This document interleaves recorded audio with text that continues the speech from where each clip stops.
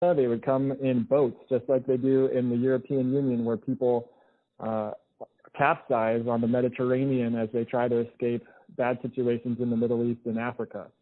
So we need to look at the root causes and get serious about having trade policies that make sense for our trade partners, and make sure that our neighbors to the south are well taken care of, and that we invest in their economy in a way that allows them to flourish, rather than leaving them to the gangs and the cartels and whatnot.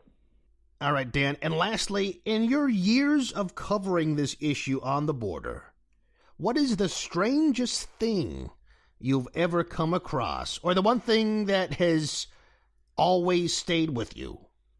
Well, I tell you, I've worked with Sierra Club for more than 10 years on this issue.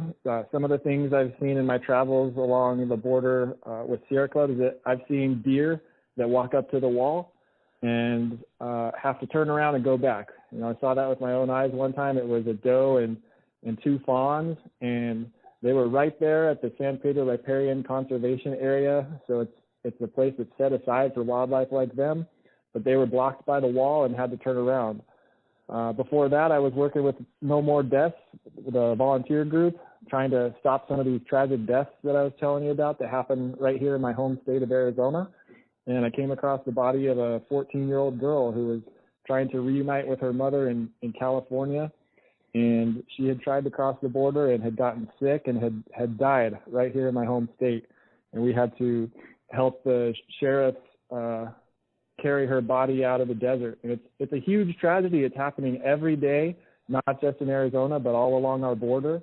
And people need to have their rights respected, and we need to take care of these problems that are just harming the environment and hurting our own economy, instead of continuing to do something ridiculous like build more walls.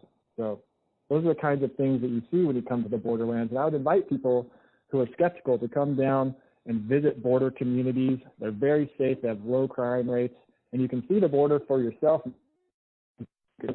and make up your own decisions about what we should do in the border. Well, thanks for your time, Dan, and tell us a little bit about the Sierra Club Borderlands program, and how can folks get involved? Sure. So if folks want to check us out, go to sierraclub.org/borderlands, or you can look up Sierra Club Borderlands on Twitter or Facebook. We're a ragtag group of mostly volunteers and a few staff people from the Sierra Club, but we work with a lot of different organizations, a lot of local residents of the border area, and we're fighting against the border walls and the militarization that cause so many problems, and we're pushing for real solutions like passing a Clean Dream Act with no border wall attached. So that's really what we're all about, and people can check us out on sierraclub.org or sierraclub.org/borderlands. Well, how about that, huh? The border wall would be an ecological nightmare. People are eventually going to get over it. A wall is not going to stop desperate people from coming into the United States. It will divert them to ports of entry, which will then be overcrowded, or they're going to come through the ports of entry illegally.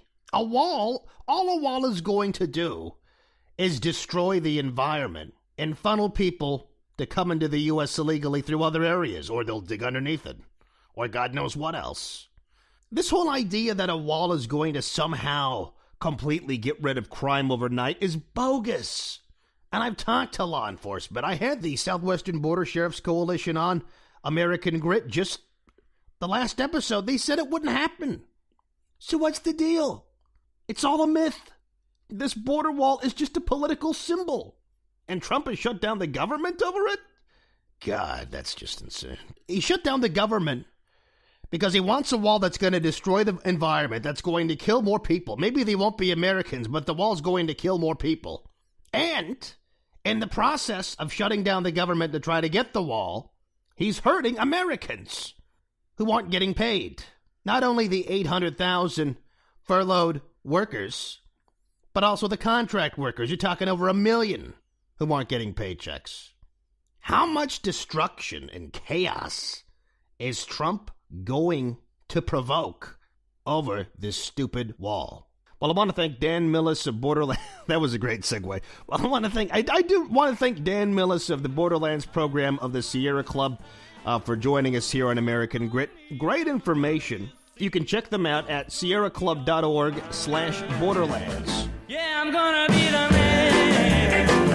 I'm Joe Gomez, and thanks for listening to another episode of American Grit.